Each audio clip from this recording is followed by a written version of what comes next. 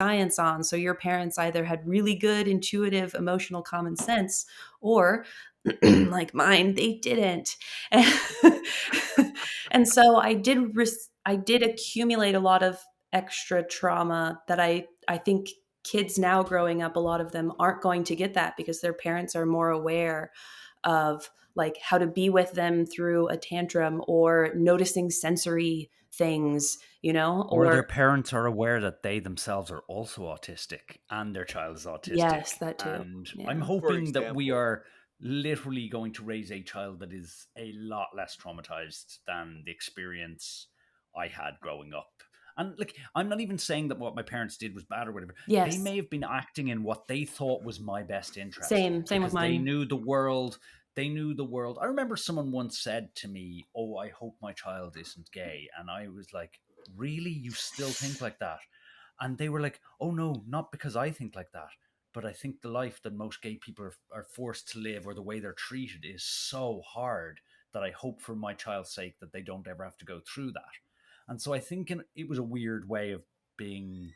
I've heard that line. I don't know what it positive. was, but like from my parents' point of view, they may have made me do things like not stim as much in public because they thought that the outcome of me doing that would have been so bad for me in the future, or I might have got hurt, or whatever else, that Mhm. they traumatized me, and I felt that trauma. But it might actually have been better than the trauma I would have received if they had not done it, which I know is a weird logic, but like the lesser of the trauma would be them correcting your behaviors before you go out into public, or it It could be more of the problem, who knows, like we'll never know that outcome.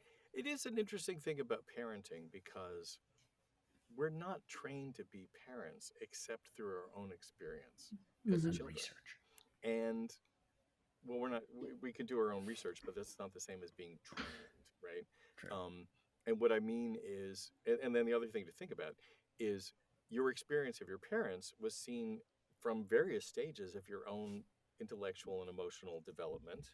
And then also, my God, they changed a lot, even as you were changing a lot. So they, we tend to think of our parents as these kind of fixed entities. And speaking as a parent, I can tell you, I've never been a fixed entity. Um, but it was interesting today. My boss was telling me about the week over the weekend. He has two boys, and they were playing with their friends in the neighborhood, and they were doing this thing where they found a whole bunch of rocks, big rocks, and they spent the weekend smashing the rocks against each other to discover things inside. He said smashing them against each other. I guess I made a face. He goes, no, no, no, no.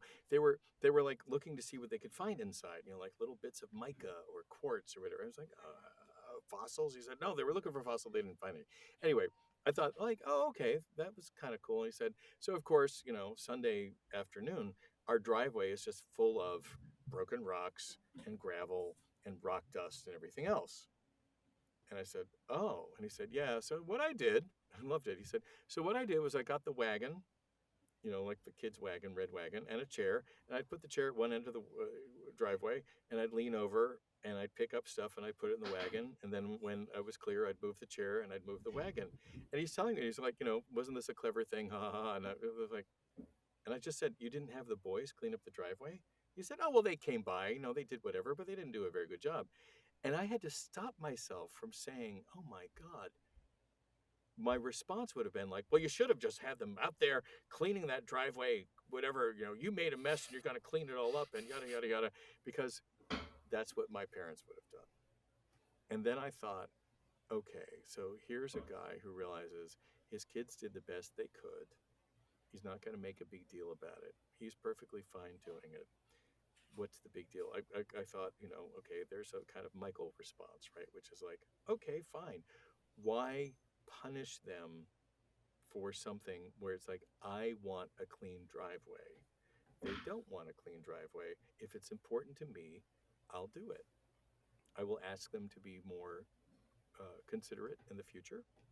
And I thought, in the future, they will also remember that, yeah, their father was the person who did that for them and that they maybe could have been better. But I just thought this is so nice because it's so non stressful. And he was just kind of like, yeah, this is what I did. I don't know. It was just a weird way of looking at parenting because it's like he's that much younger than me, for me to go like, yeah, I never would have done that, and I would have really fucked it up. Robert, that connects back to what you were talking about earlier when you said the getting stuck on doing things the way you think they should be done, or like traditions and stuff. I struggle with that all the time with my son, like not going, what do you mean you wouldn't clean the drawer? Like I have that impulse as well because that was the way I was treated growing up. You must finish every morsel on your plate. You must leave this spotless. But the effort for my son to, and like I have to try and remind myself to not tell him to do this. But sometimes like the effort for him to put in that much attention to clean a driveway is just not something that he's ready to do yet. Or, and it's not that he's trying to be disrespectful. He tried, he got distracted, he tried again, he got distracted, got distracted. It's like every few seconds he just, and it's not that he's just being lazy or anything, he just literally gets distracted. And it's very hard for me to override but this is the way it should be, this is the way I was raised, and not to be like there's a part of me that wants to shout at him and do blah blah blah blah, and I'm like, oh my god, that is one of those things that I think are part of my autism that have made me like a set, like it connects as well to the idea that there is a hobby and it has to be in this category. Like they're all parts of autism, I think, that we have very set views of what things are.